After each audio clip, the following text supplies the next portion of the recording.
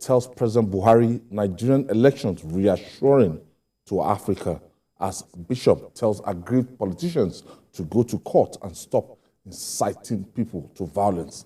I'll be hanging out with Olayinka Oyebile and Dotun Oladipo. So if you're ready, let the hangout start now.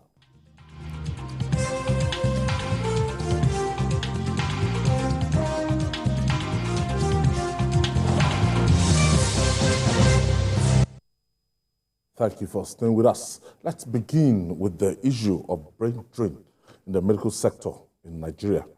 The Association of Nigerian Private Medical Practitioners have kicked against the compulsory 5-year service by doctors proposed by the House of Representatives.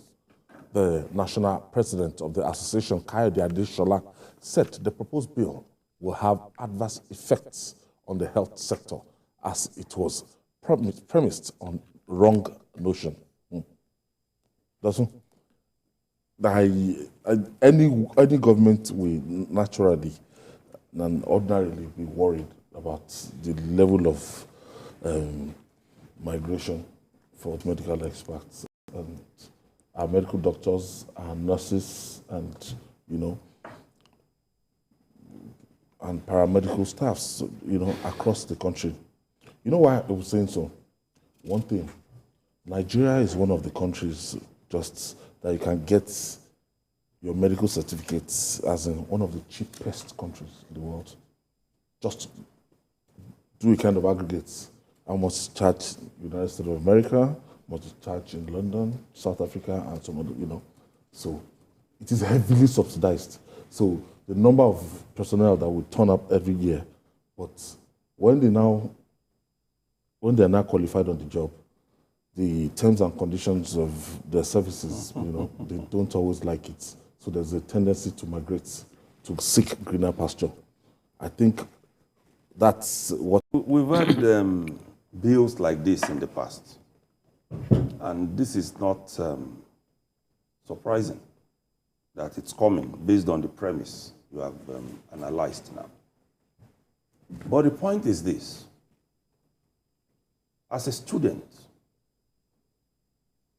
whether you claim you are subsidizing my education or not, I've not entered into a contract with the government.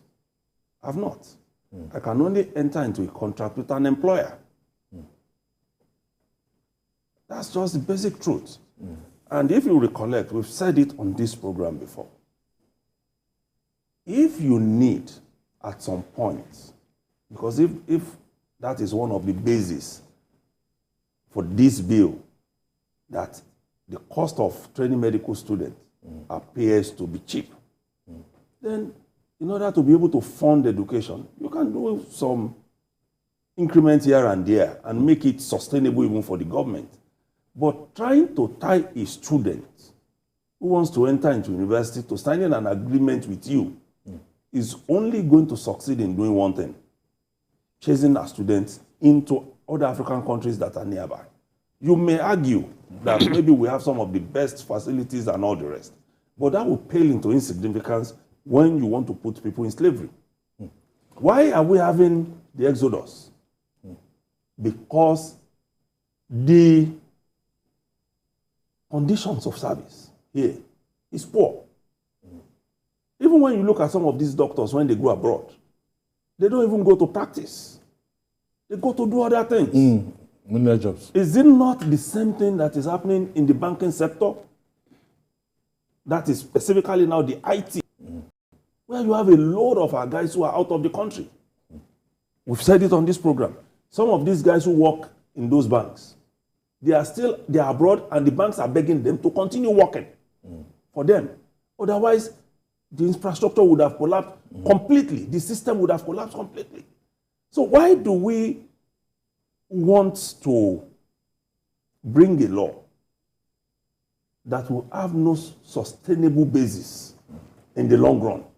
Because you ask, what if I decide as a medical student, as a medical doctor, I just want to leave the country after training me, even with your bond, and I don't want to go and practice elsewhere?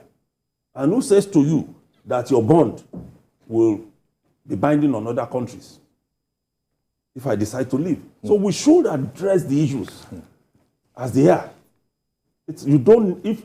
Are you going to tell a doctor in the UK to sign, a medical student in the UK to sign a bond? Yeah, it's already a good environment for him to practice. Yeah. This is not strange. I still want to differ with Dotun. In the United States of America, it is very expensive to study medicine. So they give them what they call student loan. So after qualifying as a medical doctor, years you are still paying back the US government. I want you to verify this. At least you understand the way the system runs. Yes, but that system does not only favor, or is not, the student loan is not only for medical students, it's for all students. In our own case, I think that law is wrong-headed. Why am I saying this? In the first place, we are all here in Nigeria. In the 60s, 70s, the late Olukoyi Ransom Kuti, God bless his soul, was he trained in Nigeria? No. The former Minister of Health, he was not trained in Nigeria. He was trained in the UK. He got married. I think he married a British woman, and he came back home. Those things used to happen in the past. Nigerians go abroad, study, and come back home. But in Nigeria of today, because of military incursion, and even since we got back to democracy in 1999, what have the legislators done to make sure that the system works? If the system works, people will go abroad and come back. But now, people go abroad who as university teachers who have been sent on that head fund, that tertiary education fund and all those things, to go and do PhD or whatever, who got there, finished their program, and looked at their options and said, no, I'm not coming back. I'm not coming back. They are ready to pay back, even with interest, the money that TED fund has spent on them. These are issues that the legislators should look at. Atmosphere. How do we make sure that we make our country livable? You travel to the US. You go to, my first trip abroad, we went to a restaurant. And we saw these young boys and girls, they were working. They said they are undergraduate. Why are you doing this? They said, no, I'm working to save money to travel to Africa. Because the atmosphere for them is good. They will save more, they will work as an attendant in a hotel or in a restaurant, save money to travel to come and see Africa. In our own case, if a student there gets a visa to travel to the US or UK, such a student will not come back.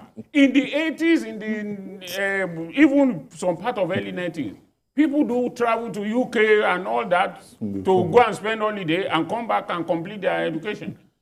Now you have people who are even qualified.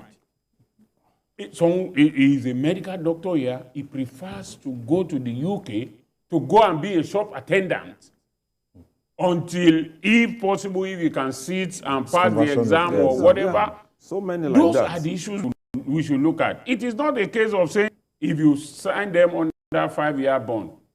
Yes, if they sign the bond, are you going to wait for them at the airport when they are going and you identify that, oh, this is a medical doctor. You cannot even travel for holiday. He can travel or what? No. So the issue we should look at is how do we make our system conducive for people to go abroad?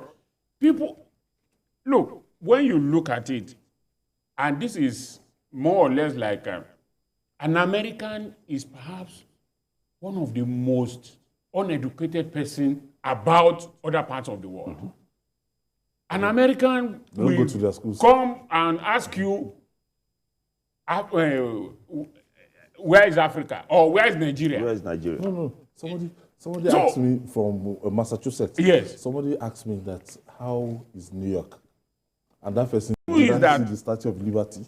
So the issue is that when we make our country livable, and we make our system work, we are going to, there will be no need for, look, I've not left Nigeria because I felt that, look, no matter what suffering one is having here, you have some people who are saying sa to you here. You are an oga here. You go there, one small boy who doesn't even know the next city in America will be talking to you and you'll be saying, yes, sir, yes, sir. So those are the issues. If we make our home livable, there's no need to ask them to enter into a bond. Well, we spend a lot to train them. Is there anywhere in the world that you don't spend a lot to train anybody? Not even medical students alone. Medical students, because of their own special, they deal with human life. Yes, more money will have been spent on them. But do we have a policy that makes sure that these people have a better job? Today, you see medical doctors in Nigeria. There was a time my friend's daughter wanted to do a residency. There was hardly anybody I didn't approach for her. And she had a good result to do residency. You tell me, oh, it's free. And the father believed that as a journalist, a senior journalist for that matter, I know everybody. I should be able to fix his daughter. I couldn't. That girl is in the US as we are talking. Lost hope in this. Exactly. Yeah. She even told, the father told me that she's ready to do it in any rural area. The is well to do. He's a retired banker. And he said, look, this girl just wants to do a residency here. Is ready any village, as long as it's in the southwest, is ready and is going to fund her. He doesn't even want them to pay her anything. He will do it. But my brother, when the girl tried and tried and tried and tried, she didn't get, she's now in the United States. So it's all about making the atmosphere conducive. Yeah, it's important. This incoming government, from what some of the actors that will be in it promised, is the fact that there will be education loan. Yeah. So, can we start from there? That's one. Can we then look at how we can expand what we have in terms of medical schools, like you said, the residency thing? We have a lot of people who want to read medicine, who want to be doctors, who are, even at the JAMB level, they are qualified. You see that every year they keep raising the bar. Yeah. Can we expand the scope? I mean, what is available in terms of facilities, intake of students? Because these are the issues. When you get here, they say they can only take 30. The NUC has only approved 25. And you have about 60, 70 people who want to become doctors. Can we expand it? Can we make it? We have the professors who can take on these students. So it's important that we address those issues and not locking people down. If you're able to produce as many doctors as the country should have on a yearly basis, we're going to get out of it. If a few decide to leave and the atmosphere is conducive for others, why not? You've had it. In the last few weeks, the university, they've been saying that the moment they called off their strike, government has forgotten that there were promises that were made to them. Yeah. So is that the kind of atmosphere in which the House of Reps wants to legislate? No, it's just impossible. We need to look at those issues first, address them, make sure that the country is livable, not just for the doctors alone, for everybody. And then we can begin to say, okay, we have a system that is working. All right. The race to the leadership of the 10th National Assembly is on and getting hotter. Some members of the National Working Committee of the ruling All Progressive Congress, APC, have opposed Northern senators vying for the Senate presidency. They insisted that any Northerner vying for the leadership of the Senate has no respect for the party's constitution. The National Vice Chairman of APC Northwest and the Director of Publicity said, for fairness, Northern senators contesting the post should step down. we started this episode yesterday, and then looking at the pattern of things now,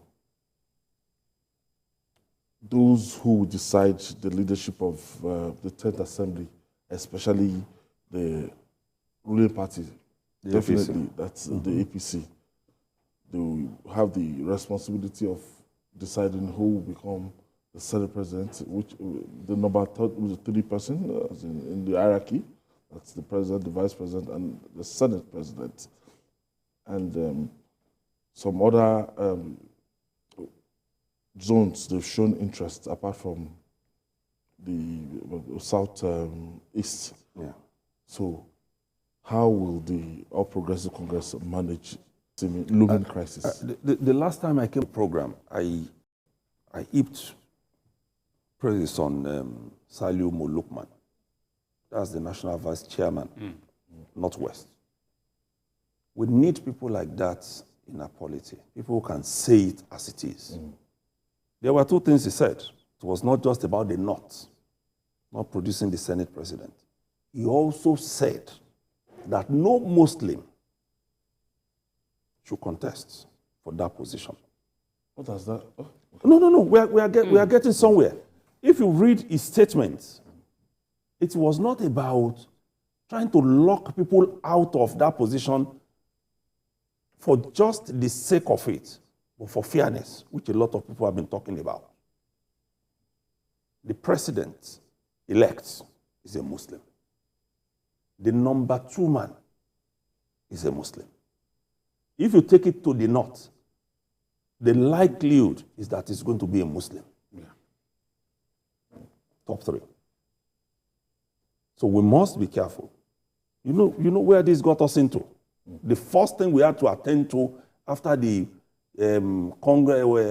conventions of the parties was the Muslim issue. That became something else. And we said, see, that can go. But if you go by this logic, it should not definitely be a Muslim again, for number 3. If you ask me, no matter how competent that person is, for the sake of fairness, no matter how competent that person is. So apart from not being a Muslim, these ones are saying that it should not be a Northerner. Yes. I mean, even Molukman said it, that it should not be, I'm talking of the National Vice Chairman, Northwest. He said it. Read that statement completely. And he also mentioned the issue of fairness when he said it should not be a Northerner. Because if you have all of those in place, what we have now, the kind of structure we already have, and then you are again, based on the heat we are feeling in the nation, neglecting the South and Southeast.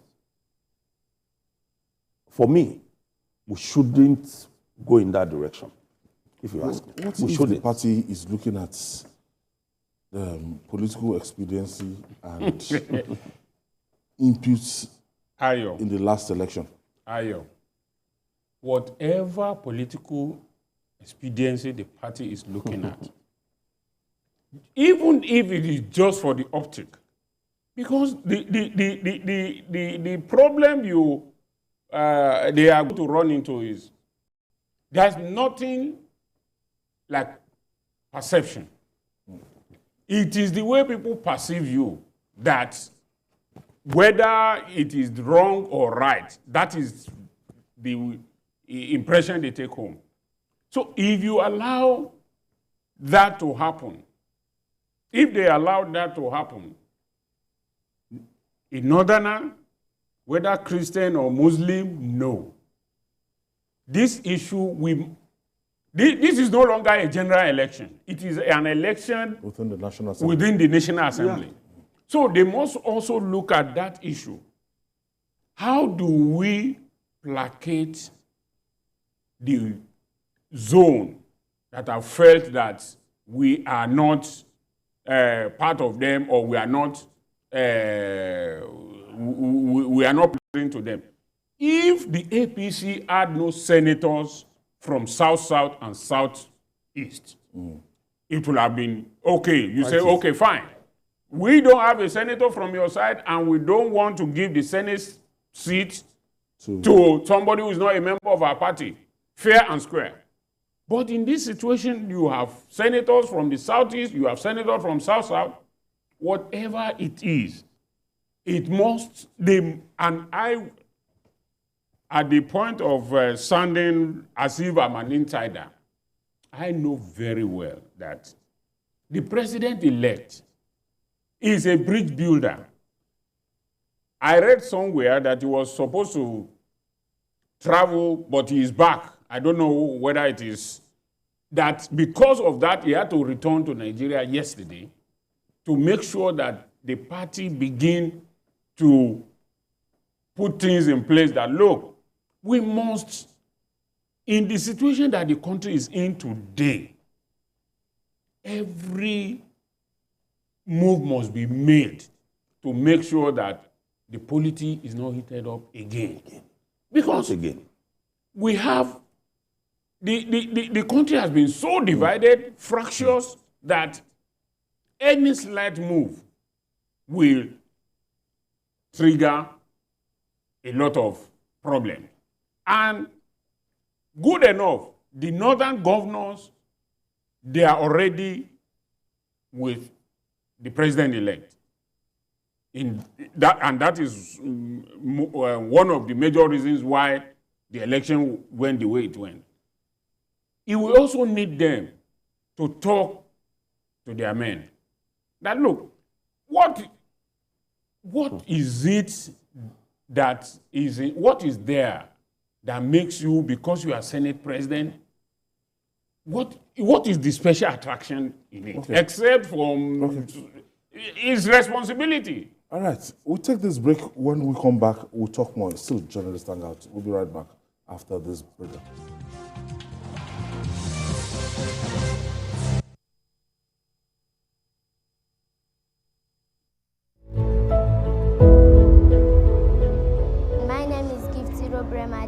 I am in Basic 2. I am from Oba Community Primary School 2. The people from Ubek, representative from the Abia State Government, headmistress and teachers from Oba Community Primary School 2. My fellow pupils, ladies and gentlemen, good day. We welcome you to this unique occasion. We thank our President Muhammadu Buhari for the school feeding program. Some of us do not eat while coming to school, but this school feeding has helped us. May God bless our presidents and govern in Jesus' name. Amen. Thank you,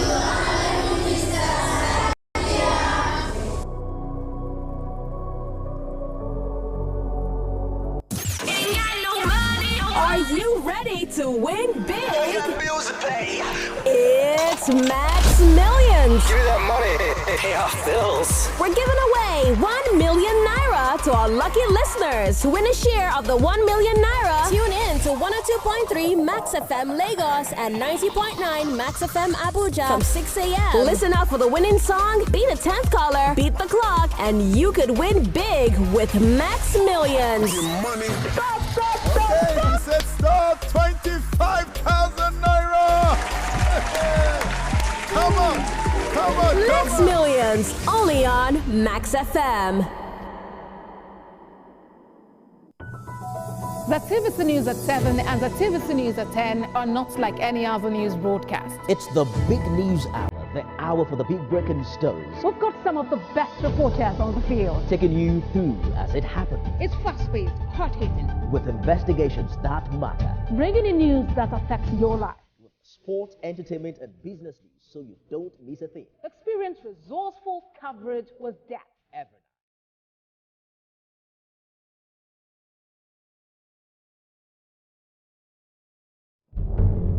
Every week, Green Angle, in partnership with Wild Aid, will bring you a documentary series on environmental issues affecting Nigeria's amazing biodiversity, from climate change, air pollution, and wildlife conservation.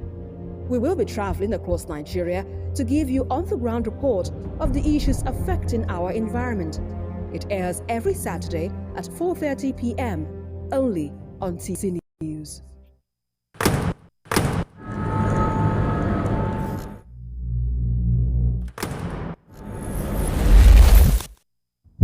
Voted as the best TV station of the year.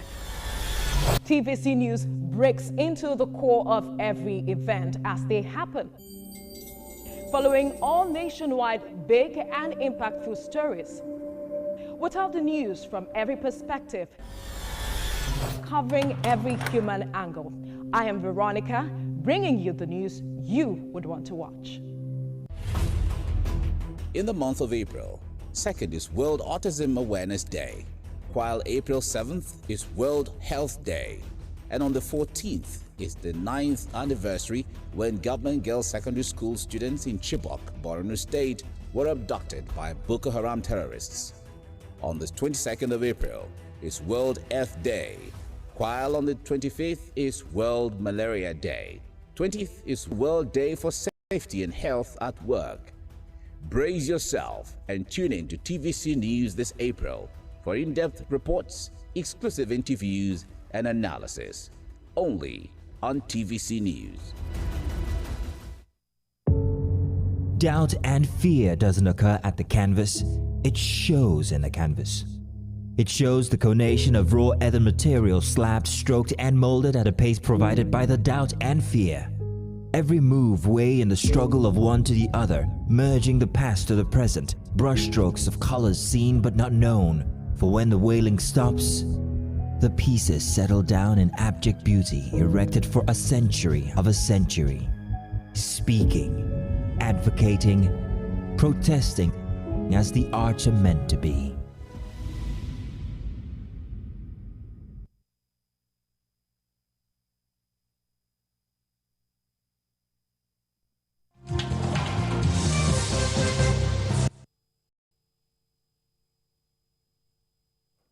If you're just joining us, this is Journalist Hangout, reaching you live from TVC News from our headquarters here in Lagos, Nigeria. I have Olayinka Oyegwele and Dotun Oladipo in the studio, and we're talking about the politics of rotation. Turn by the Senate presidency. Yes. Well, like it's been said, it's just if we have to go by the politics of it, one thing is almost certain. Same part of the country will be winning because of the power. When you look at even the number, the share, the number of people from each of these zones. In terms of representation in the Senate, if you put it to vote, it becomes difficult when somebody from the northeast would not be on the same page with somebody from the northwest or the north central, just because of this political politics has always been like that. And you recollect that when it comes to some other responsibility, you hear that not is one. Yes, it's a block. One block. The South. But when it comes to this, they will tell you that no. We've not had a Senate president from the north central part of the country before. I agree with you. Ordinarily, like the argument has been, the north central should have it. Ordinarily. But we must balance things the way we are in this country. Don't let's go into all that is going on in the country now. But North Central has had it before. Beyond even having it before. We are saying the peculiar situation in which we have found ourselves now needs for some parts of the country to also be taken into consideration.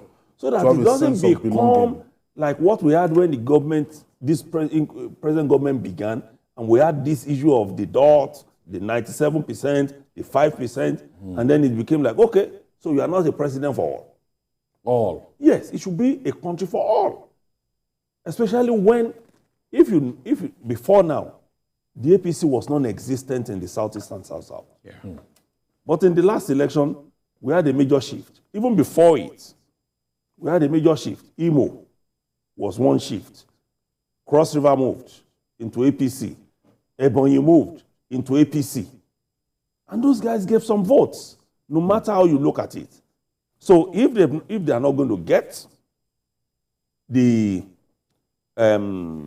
president, they are not going to get the vice president, they are not going to get possibly the chief of staff, they are not. You must ensure that these things go around.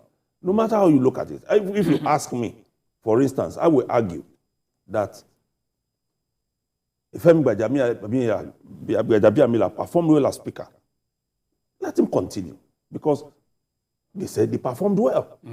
So that is based on performance. But the politics of it must also be considered. You cannot do everything based on competence when it comes to political issues. Nigeria is a very complex country to govern. And I don't envy those that are saddled with the responsibility of actually, arranging this thing right now. In actual fact, it may not be a Nigerian thing alone, because in politics, every sector, every segment of the country must have a sense of belonging. We'll all agree with that. Yeah. However, it is going to be something disingenuous, as we have said, when issues become one. They say, no, the North is monolithic. The North is one. But when it comes to sharing offices now, it is when they know there is no central, there is not west, there is not east, and not that. All we know is that the North has had it in the last 8 years. Whether it's not central or not east or not west. Saraki is north. The state is, Kwara is not central. Lawan is not. So, northeast. It should ordinarily go to either south-south or southeast, especially since the president and the vice president are from southwest and northeast. So what do? I mean, it cannot... You're advising the party to micro-zone it directly to reduce... For the benefit of their party and for the well-being of the nation. Because if they don't, as we have said, and if it goes to the north, definitely it is going to be a Muslim. And for those who have been saying APC is a Muslim party, and they will say, Shebi, we told you people, you see what you have done? Then they will come back to begin to tell those who have been campaigning and saying APC is this and is not what you think it is, then there will be trouble. And for the country that is looking for peace, I mean, we have had an election that has divided us. Very acrimonious. Very acrimonious, down the line. So, the best thing to do is, how do we calm fray now? What do we do? How do we go? That is not also to say that it won't be competent. Because exactly what competence are we even talking about? Who can be the Senate president in the north that the southeast or the south-south will not produce? All these things, they learn on the job. At the end of the day, if the party decides to, okay, let them throw it open. That if you're a ranking senator, you can garner majority vote. But if you ask me, for instance, that who will I prefer? I would have said that based on the number of years somebody like Ahmad Lawan has spent in the Senate, it's good for us to just return him. And you know why I'm going to say so. When you look at the era of David Mark, the moment he was no longer Senate president, his contribution in that Senate, you couldn't even remember that he was in the Senate. A lot of times when you are counting senators, you won't even remember. Yeah. Because that's what happens. He feels the power is gone, so what else is he doing there? So we are going to lose a strong senator. If the party decides to leave it open, it's fine. But don't forget, like we have said, the issue of trying to give the southeast and the south-south a sense of belonging in the country will suffer. Even if they win at the end of the day, it will suffer. Number two is the fact that when you go back and you read media reports, including the statement issued by Saliu Lukman, a lot of these guys who are contesting to go into the Senate to become the Senate president, they are already sharing things to members of the NWC, to members of the NEC. Lukman described it as having turned the headquarters into like a supermarket. Rice, oil, everything is just flowing in different directions. So the party must step in at this point to ensure that we don't have a Bonvita and the milk Senate president. The party should step in. If we have to narrow it down, we have some individuals like Ojuzo Kalu now that has significant shown interest. Osita Uzinaso is there. Okay. From the north, you have Jibrin. Ordinarily, I'm sure. We're talking about those guys from the southeast or the south-south. Yes, I think those are the two major guys we have now. Yeah. How about those are the ones who are talking now. How about Akpabio? No, Akpabio is, at some point, they said he has decided to. He has not step openly declared. You know, he has not declared, so he's just taking it easy. Okay. So really, people see it as between those two, especially because even the southeast, in a way, perform better than the south-south in terms of contribution to the electoral victory. Yeah. No. That is what. Bola Tinubu did not have 25% in most states of the south. That's what we're saying in terms of the number, share number, and you, like I said, you have Ebonyi. Oh, belonging yes, to you. Did well in Ebonyi. You have Ebonyi. You have Imo belonging to you. You have Imo. Okay, that's south. So yes. You understand what it is now, that the southeast is laying claim to having done more. Even Umahi, who is the first timer, has declared, saying that running a state, running a state is harder than running the Senate. He has declared that you don't need any more experience than he has gathered. The house rule, everything. He believes those things are things they can learn on the job.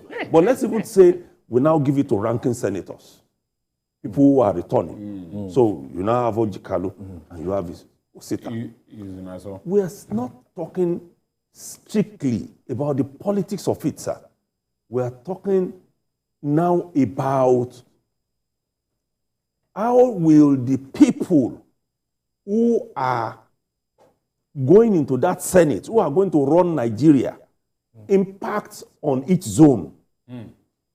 If a Southeasterner can get it, he's going to go and tell his people, we don't need all of this that we are getting now, all these vibes.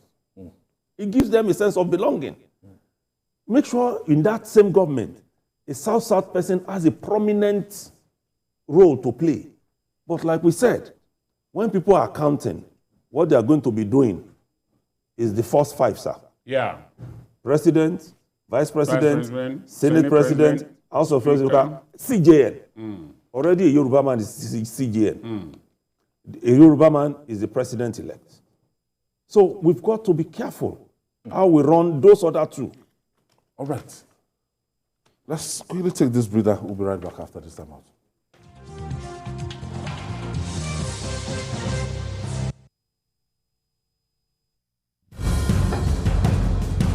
Information is power, information is security, information is knowledge. On Labor Lens, we believe that working people around the world have real questions of their own. They want to know how the world of work operates, what it means to the employer of labor, how policies affect workers in the workplace. On Labor Lens, I ensure we engage effectively the organized labor, organized private sector, and government to get at them information workers are in need of. I am Sharon Ijason, asking questions that make you get sense of the workplace.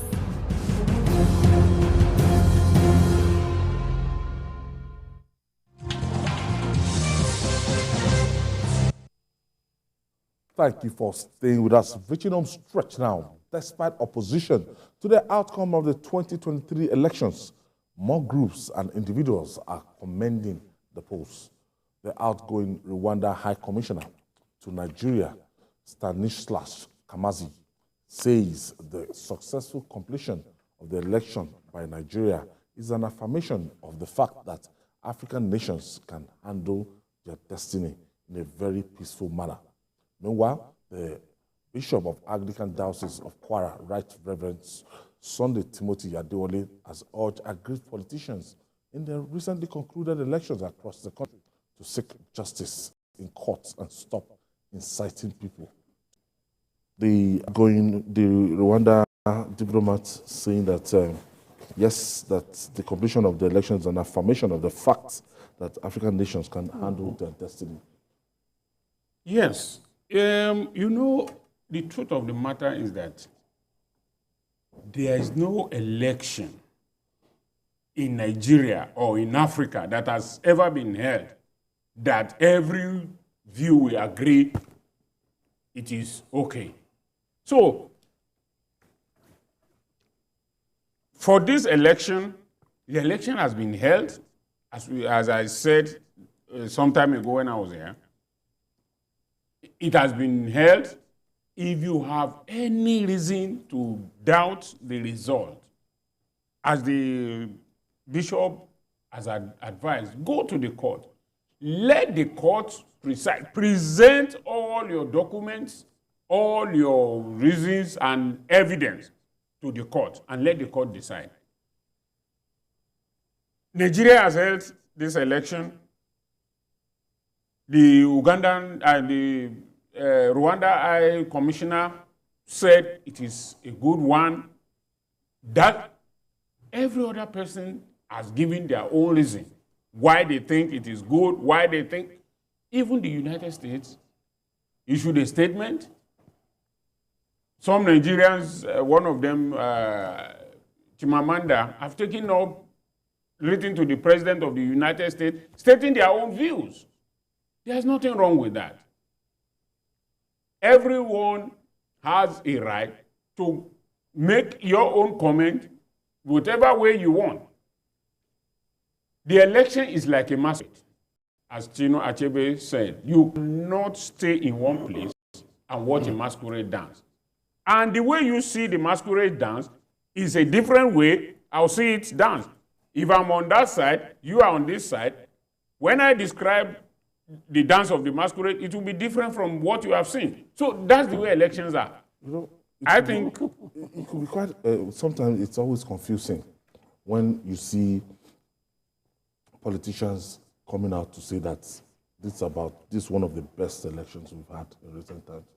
And you see some other politicians saying that this is one of the worst elections that have been conducted by the electoral umpire, in recent times.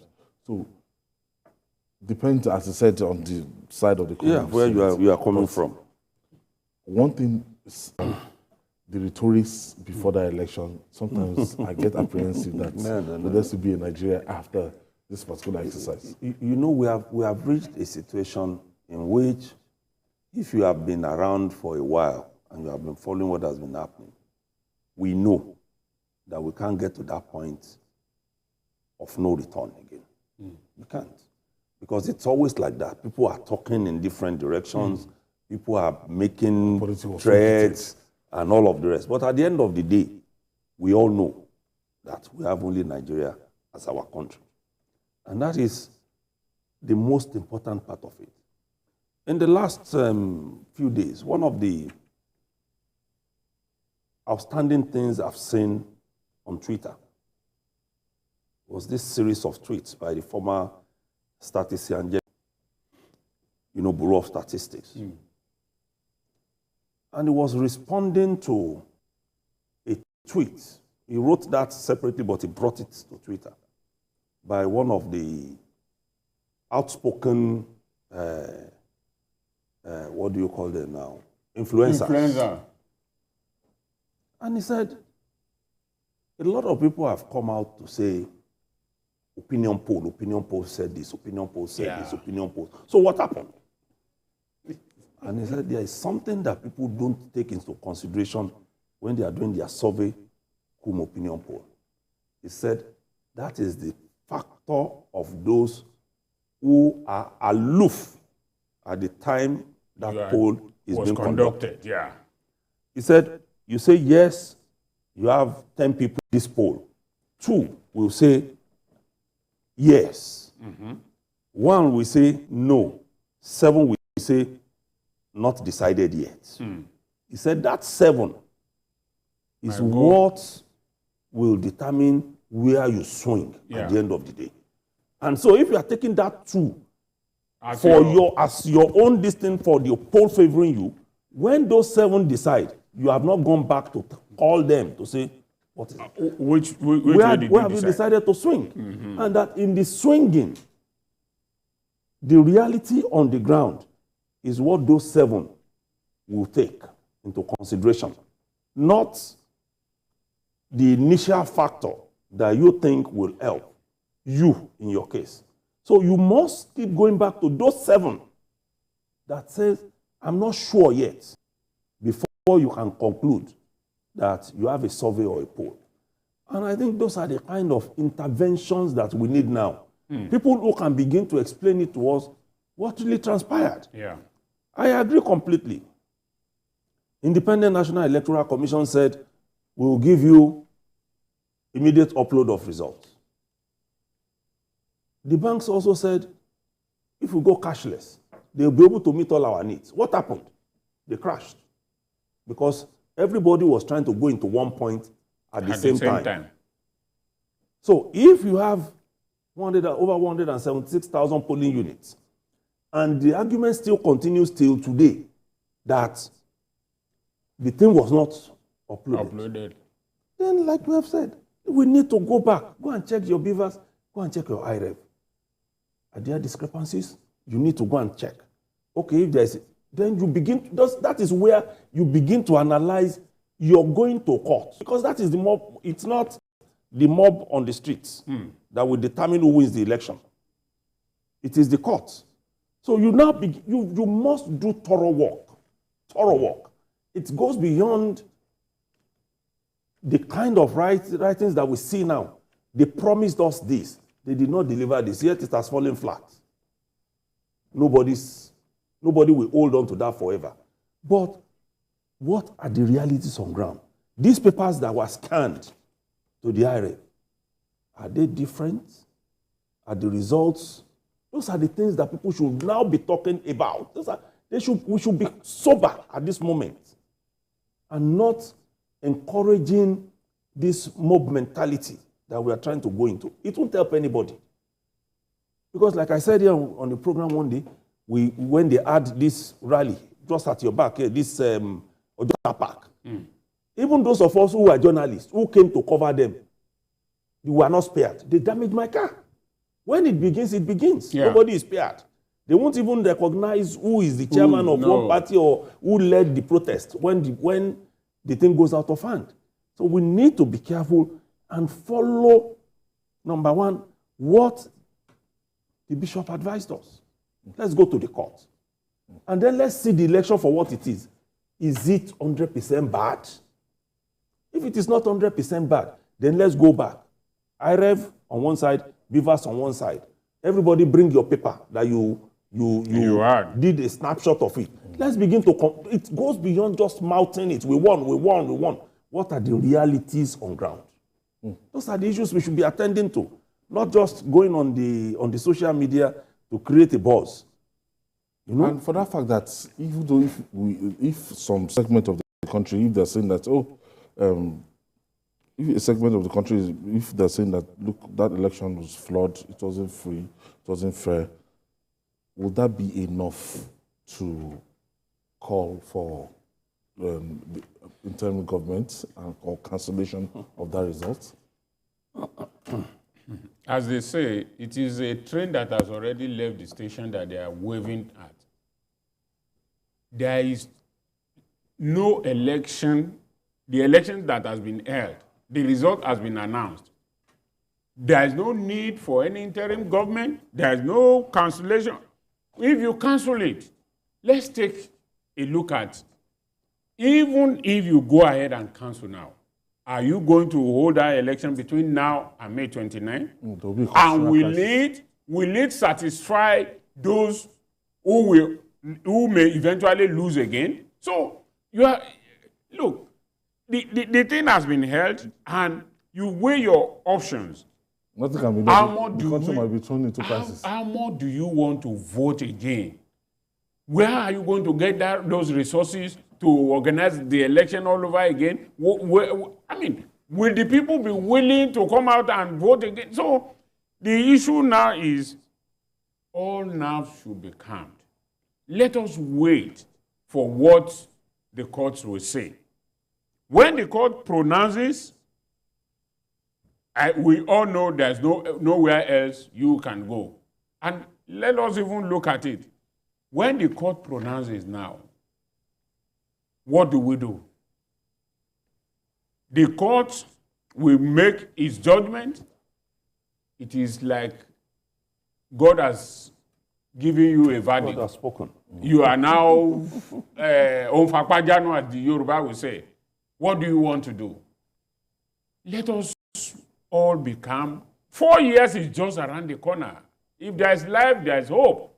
So let us begin. Let those who lost begin to think of, okay, in the eventuality now that we even lose again at the court, let us begin to prepare.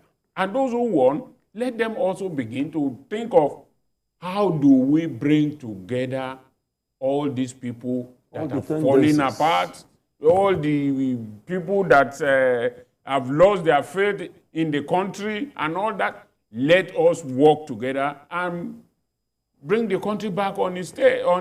Because we, at the end of the day, whether you japa or you japa, Nigeria is our country. It's our country. ING doesn't exist in our... No. It's a military creation. Any major person clamoring for it. No, I've not seen one person who is a top politician who has said, I support ING. Till date, it's just on the social media that we are running it. And we are mounting it. Even those people will not benefit from the ING when it comes, when it happens. We must be careful where we are pushing the country to. What we need is actually what we had said before when we were discussing the issue of the Senate presidency. Let everybody now have a sense of belonging. All right. Bringing the country together. Yeah.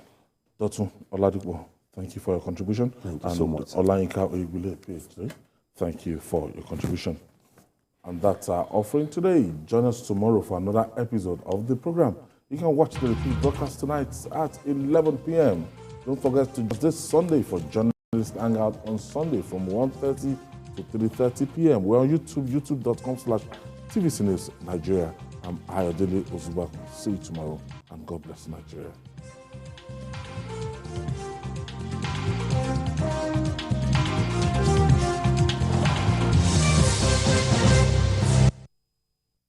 Is a paid presentation by ShopX TV. Do you struggle with having an active and healthy lifestyle due to your busy schedule? Do you find it difficult to make it to the gym? You want to improve your overall health, but don't know where and how to start? Medical experts agree that walking, running, and jogging are amongst the best ways to stay fit and enjoy a great active and healthy lifestyle. What if there was a convenient and affordable way introducing fast and easy?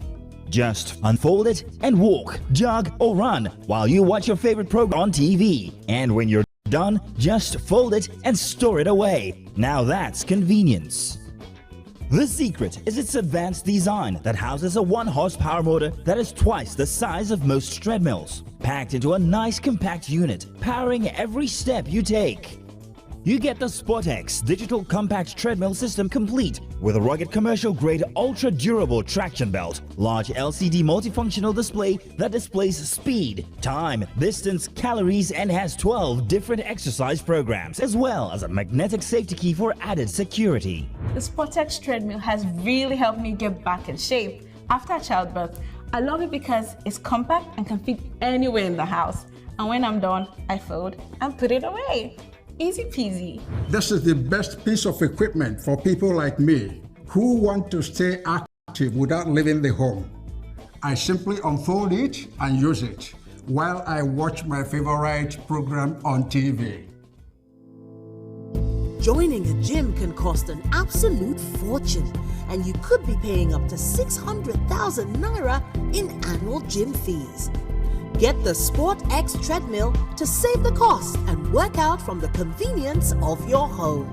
You could pay 500,000 naira for a treadmill like this, but you can get the SportX treadmill for not 400,000 naira, not even 300,000 naira. Order right now and get this for just 264,950 naira only. But wait, there's more. If you order now, you get the SportX Digital Compact Treadmill delivered to you for free wherever you are in Nigeria. And it comes with a ShopX 30-day money-back guarantee. Hurry, limited stock available. So, call the number on your screen now or visit our website to place your order while stock lasts.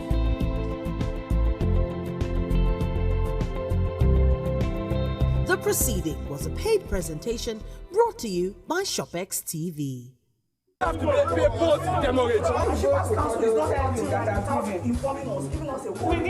When shippers groan under the weight of ceaseless charges that tend to throw them off balance in the sector, Nigerian Shippers Council promptly comes to their rescue. We know that we are achieving something. Today, you now have a regulator. To get justice done without the money for any charges. It's Tidbit, the world's biggest container ship and the first to break the 24,000 TEU mark. Allah Illandra port is born again. Finally, the eagle has landed. It is initiatives like this that we want to encourage. Join us for a smooth sail on your favorite maritime program, The Shipper, brought to you by Nigerian Shippers Council, Nigeria's port economic regulator.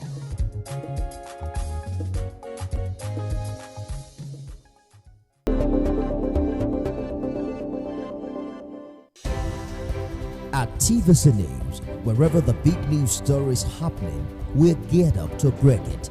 TVC News, first with breaking news. There is always more to a story than the screaming headline. Not told casts a shadow. It's like the path of an object that is not reached by light. On TVC News, I'm able to explore the many angles there are to a story, talking to stakeholders, asking the difficult questions, and digging for facts. I believe the viewers are able to make a better decision if they're well informed and understand not just a part, but the complete story. TVC News, first with breaking news.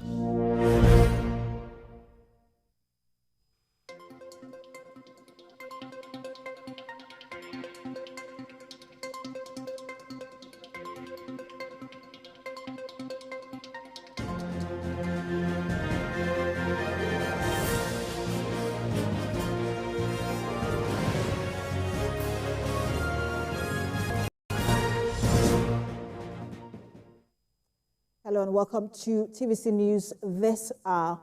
The House of Representatives on Tuesday invited top officials of the federal government over the alleged loss of more than $2.4 billion in revenue from the illegal sale of 48 million barrels of crude oil exports in 2015. The House Ad hoc Committee on Oil Theft is investigating a whistleblower's allegation of illegal sale of 48 million barrels of Nigeria's Ebonyi light crude in China. Those invited to answer questions are the Minister of Finance, Zainab Ahmed, and the Secretary to the Government of the Federation, Boss Mustafa. The committee also summoned the Acting Accountant General of the Federation, Silva Okoliabo, and the Nigerian National Petroleum Company Limited, among others. The committee is concerned about the disparity in figures from crude oil sales between 2011 and 2014, and it is accusing the Minister of Finance of approving payments to whistleblowers in variance with the whistleblower policy. The committee had in February accused the Attorney General of the Federation, Abubakar Malami, as well as Interpol, on what it described as interference in the committee's investigation. And police detectives in Ondo State have arrested 2 suspects for allegedly stoning a 35-year-old man, Olorunfemi Tokpe, to death in Akure, the state capital. Some persons, including commercial motorcyclists, allegedly killed the deceased after he crushed 4 persons to death on a motorcycle in Akure. 6 other persons were injured in the auto crash. The vehicle of the deceased was set ablaze after he was lynched. Spokesperson of the State Police Command, Fumilayo Dulami, confirmed the arrest of 2 persons in connection with the killing of the man. She says the suspects will be taken into their hands. 2 people have been arrested in connection with the case. One of them is actually a principal suspect, one of the people who hit the young man in the course of the mob action. It was a fatal motor accident Unfortunately, rather for people who were around to help, because others too were also injured, rather than help save the lives of victims, they all resolved to jungle justice. I think we have said this times without number. Jungle justice is very wrong. Most of the time, most of the victims of jungle justice, 90% of them are always innocent. There is the place of the law. There is a reason why there is a police. When there are issues, your first point of call should be the police.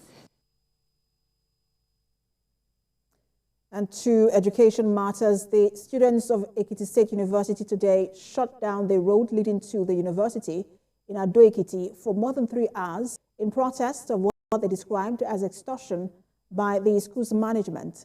Consequently, the university's management suspended academic activities for 2 weeks starting today. Correspondent Ayomide Adegbe reports. For some years now, it has been a back and forth at the Ekiti State University. If it's not an issue of subvention, it's an issue of power outage. If it's not that, it's always one thing or the other. Motorists plying the Ado-Iworoko road linking Ifaki, Ido, and route Kogi, Abuja, were left stranded for more than 3 hours today as students protest against the decision of the management to penalize them for late registration. The reason why we are protesting here is because of the extortion. There is increment in school fees, 100% increment in school fees. They asked us to pay 5K late registration payment. Yes. Smart school, we are not enjoying it. Smart school. The students in their hundreds, armed with various placards, said they reject in its entirety the 5,000 naira payment for late registration and describe as worrisome their inability to enjoy normal facilities in the school for years. Stopping the next school, we don't have any facilities. Yes, in a lecture theater, 4 different departments will be receiving lectures. We don't have lights, we don't have anything. We are stopping. Reacted, the Deputy Vice Chancellor Academics says students simply failed to comply with school regulations and hence were penalized, and that other issues being raised are just opportunistic and inconsequential. Channel services are functioning, the portal is functioning. When students are rapid like this, they tell lies, they do things that are not actually, they say things that are not real and are not true. Also, press on their accounts. And we have interacted with them even since yesterday. We have been telling them we have shifted grants. Even the penalty for litigation was reduced from 10,000 naira to 5,000 naira. Academic activities has been put on hold for 2 weeks as management hope to interface with students' union to find a middle ground. The State University is not alien to crisis. Students have always been crying out that they pay for services that are not rendered in the institution. We are hoping that crisis of this magnitude will be resolved from not just the state government, but also the management of the institution. Ayomide Adegbe, TVC News, Ekiti.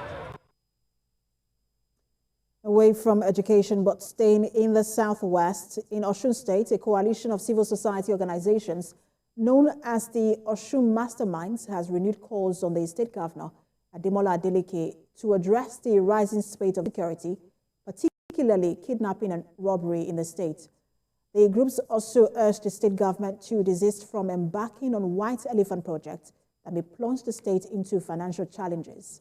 Rafiu Hamid has more details. A number of killings, kidnappings, and armed robbery cases have been recorded between January and now in the state. On Monday night, another robbery incident took place on Atauja Bridge, which is less than 500 meters away from Atauja Police Station, the State House of Assembly, and also less than a kilometer away from the governor's office. At this month's edition of State of the State address by the Osun Masterminds, the group expressed worry over rising insecurity and the increasing reign of terror. Just yesterday, at about 8 p.m., citizens of the state going about their legitimate businesses were robbed on the Africa Bridge in Osogbo. This being very recent is a sad reminder to us that the state capital and the whole state by extension is now being thrown into a worrying situation of insecurity and a reign of terror. The sad reality of yesterday's armed robbery on a busy route that many people have have to ply daily is a sad reminder that we have done nothing concrete to arrest the worsening situation of insecurity in the state. The state government claims to have sunk 332 boreholes across the state to mark its 100 days in office in March. But the group alleged that less than 50 have been completed. Whatever becomes of the borehole, as it were now, we have made our point. It was left for the society to have reason to say these monies could be channeled. So we knew that that project will be prone to corruption, will be prone to substandard execution of those projects, will be prone to abuses. Even that execution, in terms of the need of the people for water. How do you, we saw what is currently happening in Turkey on earthquakes all around. These are predisposing factors to earthquakes. If you study science and you know what learned about earth physics. Spokesperson to the governor, Rashid Olawale, said a number of boreholes and road projects have been completed while others are ongoing. During the next Sepade Moledao, that's the town hall meeting, His Excellency is going to present detailed report on all the projects executed, those ongoing, their costs, as well as inflow, that's revenue inflow into the state, expenditure, and so it will be like a town hall meeting where you have the civil society, the media. The State Police Public Relations Officer, Yemisi Opalola, says efforts are underway to nip crime in the bud. Has decorated some newly promoted officers. The AIG says their promotion was in recognition of their hard work in contribution to the development of the country. Mr. Frank Umba says the force is expecting them to continue to display a high level of professionalism and to carry themselves with pride and honor, but with a deep sense of responsibility. Mr. Umba, who was recently elevated from the rank of CP, was assisted by the Deputy Commissioner of Police in charge of CID in the state to decorate 1 Deputy Commissioner of Police, 6 Assistant Commissioner of Police, and 14 Chief Superintendent of Police. I want you to carry your new rank, your epaulets with pride and honor, but with also a deep sense of responsibility, a deep sense of commitment, a deep sense of rededication to the service of our country. You are promoted at a very difficult time, and you will be given bigger and higher responsibilities deserving of your new rank. I urge you, as you take on these new offices, please remember, you are not just representing yourself, you're representing your family, you're representing your state, you're representing Nigeria, you're representing the Nigerian police force, and you're representing the finest and the best of humanity. And some university and Islamic scholars of Ilorin extraction are working out a blueprint to tackle youth unemployment and other social vices among the youth of Ilorin Emirate. This was disclosed at a Ramadan lecture organized by the Ilorin Emirate Staff Union of the University of Ilorin. Correspondent Ibrahim Alege has details. Ilorin, the Kwara State capital, is reputed for education, especially Arabic and Islamic education. In spite of this, the city is not immune to certain economy-induced social vices. This is because many youths in the city are not gainfully employed. This has informed the topic of this Ramadan lecture, Contemporary Socio-Political Issues in Ilorin Emirate, the Islamic Point of View. Islamic scholars and university scholars of Ilorin extraction populate this hall to do justice to the topic. Ustaz Lukman Isalekoto challenges the academic to be the think tank of Ilorin prosperity for Ilorin. When you don't have a good economy, you can't expect your young one to behave, because they always look for survival by all means. That is bring about those yahoo, all those stuff that we don't imagine that can happen in our society. Finally, everybody should come together, both researchers in our academic environment and those in the spiritual world, they call our farm. Let everybody work together to move this community forward. We have constituted an economic think tank team in the university to really look at our environment and see how we can navigate and empower our youth, because the youth constitute the major segment of the society, and the future belongs to them. The need for continued Islamic, Western and vocational education, as well as communal living among the people of Ilorin Emirates, is equally emphasized. We have a culture in Ilorin, and our culture is Islam, and that too entails, a lot of being educated. So, there's a culture in Ilorin that has held us bound together for so long. So, parents should please try and let our children know about our cultural education. All hands must be on deck to really evolve a way, a community-based approach in solving Nigeria's problem. The lecture is organized by Ilorin Emirates Staff Association, University of Ilorin. The association is expected to come up with a communique which will provide solutions to the socio-economic challenges confronting Ilorin Emirates. Ibrahim Alige, TVC News, Ilorin. Let's turn our attention now to the Niger Delta region, where the Ijaw Youth Council, IYC, worldwide is threatening to disrupt the exploration activities of some oil multinational companies in the eastern and western regions of operations. Now, the IYC says its decision is an offshoot of the alleged violation, deprivation of host communities and local contractors, and that's in terms of gas logistic contracts, businesses and placements by the companies operating in Bayelsa, Delta and River States. And Joseph Kunde has more details. The Nigerian petroleum industry has largely been dominated by foreign investors since the discovery of oil in the 1950s. Despite the introduction of the Local Content Act of 2010 and the Petroleum Industry Act recently, grievances are still rife as regarding the involvement of local contractors from the Niger Delta region. At a press briefing held by the Ijaw Youth Council in Yenagoa, the body expresses unhappiness over the alleged deprivation of some indigenous contractors by IOCs operating in their communities. They said indigenous contractors have been carrying out this contract and they have performed beyond expectations of even SPDC that gave them this contract. And so it is very sad and unfortunate to hear that the reason why they are revoking the GSA logistics contract is to give continuous business opportunities to people who are not from this region. You must give first right of refusal to indigenous contractors who have the capacity to carry out these jobs. And what is currently going on is against the principles of justice.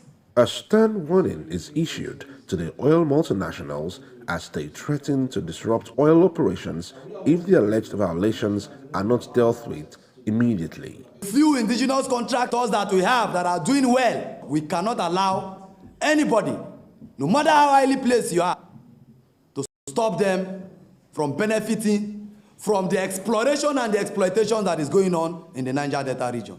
And so while we are not giving any ultimatum, they should expect to see the occupation of youth from this region in their facilities if this illegality is not being reversed. The federal government and other relevant agencies have also been asked to address the situation to avoid the breakdown of law and order, while vowing to use the legitimate rules of engagement to drive home their demands.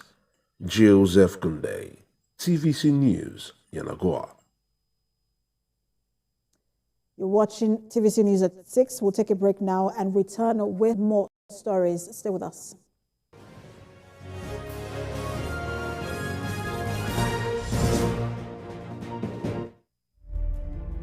Politics is defined as getting what, where, when, and how. But in the mix, many things come to play to shape the political fortune of any country. Honorable Minister, that's how you misinform the public. From the political actors to the electorate, Campaign to voting, from debates to policy decisions, big events happen to engage us in constant conversation. That's what we're looking for. Not some people who are talking about ethnicity. No. Who is on your mind? Don't worry. Join me every day on Politics Tonight, where we dissect issues that shape our political destiny. Politics Tonight, weekdays on TVC News. Every major news story is with many perspectives and layered with different levels of impact. Honey, what time did this happen? We will be right there.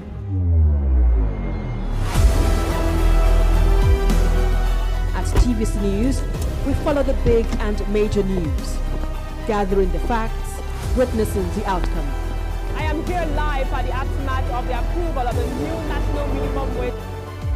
We are TV Station of the Year, not just for breaking news, but for being first, fair and accurate. TVC News, first with breaking news.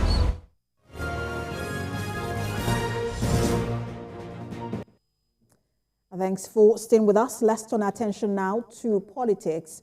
As the Independent National Electoral Commission prepares for Saturday's supplementary election in 58 polling units in Umbatoli Ikeduru Federal Constituency, the Labour Party candidate for the poll has urged INEC to use its staff for the conduct of the election. And speaking at a press conference, Utwagu, who is also a member representing Ikeduru State Constituency, said the people would want to hold INEC responsible if there is any attempt to subvert their will. Mr. Agbagu used the occasion to urge INEC to use the election, the rerun of the election, to redeem its image as an unbiased umpire. PDP will not accept any ad hoc staff from INEC. Anybody who is not an INEC staff should not be part of this rerun election. Our dear people that hitherto used to be a very peaceful, loving, and hospitable place has suddenly changed to a warlike zone, ravaged daily by different cult activities with palpable fears on the people, all because of one man's desperate ambition to foist his 28-year-old inexperienced son on the people for House of Representatives. On every day in MPK, we get invaded by fake men in military uniforms. And some politicians are disagreeing on the outcome of the 2023 general election. But a traditional ruler in Kwara State, Solomon Oloyede, says aggrieved politicians should allow the court to do justice to their cases rather than heating up the polity. Ibrahim Alege has details. It's a market day in Isalu. It's in local government area of Kwara State. The market is by the entrance of the palace. The traditional ruler of the town, the Olusin of Isanlu-Isin, Oba Solomon Oloyede, arrives into his palace, exchanging pleasantries with his subjects. The Olusin of Isanlu-Isin is a first-class traditional ruler and the permanent chairman of Isanlu Traditional Council. The last general elections may have been won and lost, but some of the losers are threatening fire and brimstone. Olusin believes this is not the right way to go, but ask them to have confidence in the judiciary. Like the presidential candidates, they can't go anywhere after the election. They still be confident. But I don't know why people in our locality will be fighting themselves. Since government has said that if you are not being contented with the result, you can go to the court. So I think the best is anybody that felt maybe is not being satisfied with the result. Instead of destroying the society, it's better they go to the court. As stated by Governor Abdulrahman Abdulrazak during his victory visit to the Emir of Ilorin, Dr. Ibrahim Sulu Gambari, Oba Oloyede believes that constitutional rules for traditional rulers will guarantee sustainable peace in their respective domains. As a father of many people, so if there is anything happening, you have to call them and explain things to them. That you don't understand, this is where I'm going, this is where I'm going. So, and they will say sorry. And after saying sorry, what else again? His chiefs are also in the palace to discuss the development of the town. Chief Samuel Bolariwa is the Esenki Solo of Isanlu-Isin. The election, this recent one, is more peaceful than all other ones. I started observing forces as far back as December 12, 1959. What people are thinking Nigeria should happen to us, it doesn't happen that way. They should allow peace to reign. Above all, they're asking that Nigerians should embrace peace in order to give room for development. Ibrahim Alige, TVC News, Isan Louis, Kwara State.